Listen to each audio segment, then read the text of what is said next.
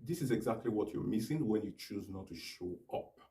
What you're really missing is that there are people who should really help you and take you to the next level of your purpose, next level of your accomplishment, next level of your influence and visibility, who would never get in touch with you because you refuse to show up.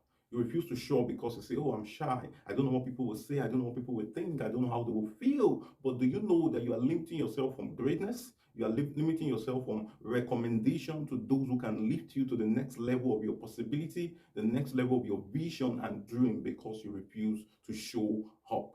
You care so much about what people would think, what people would say, and you do not realize that the people who you think are thinking about you are really thinking about their lives. And then you're really limiting yourself for a reason that really does not exist. So it's important right now that you begin to show up, begin to show up and begin to show up strong, begin to show up with your content, begin to show up with your voice, begin to show up with videos, begin to show up by reaching out to people, begin to show up by volunteering for worthy cause, begin to show up by networking with people, because the next level to your rising is tied to your showing up.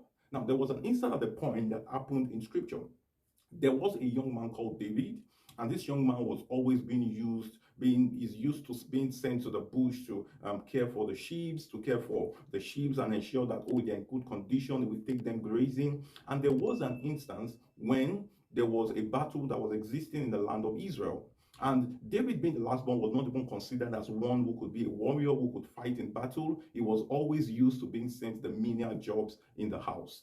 And one of those days, his elder brothers were in battle, and the father Jesse sent David to the war front that he should take this meal and then go to his brethren. So they are called brethren, like his elder brother, and he went there to give them the meal. And on getting to that scene, realized there was this giant called Goliath who was always threatening the soldiers, threatening the king, and saying, oh, Israel, bring me a man and let the person come face me.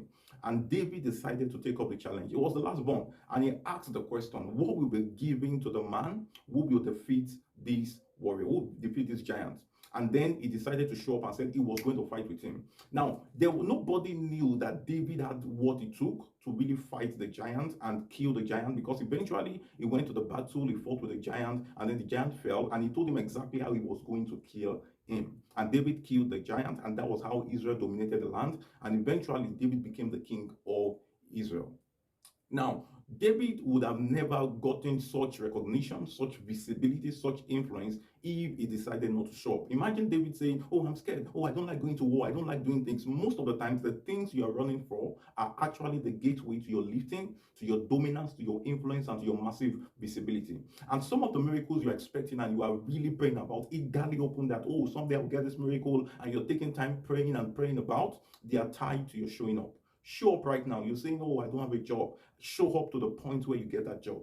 Show up to the point where you become known. Show up to the point where you become recommended. Show up to the point when you begin to work a miracle in your life. I want you to know this statement, like one of my mentors used to say, that your fear fears you, but you will never know except you step out. I'll say that again. Your fear fears you, but you will never know except you step out. If you got value from this video, please do well to like this video, do well to share with your friends, do well to drop a comment on what was that light bulb for you from this video, and also do well to stay subscribed. Till I come your way again, remain exceptional. My name is Abiodun Mustafa.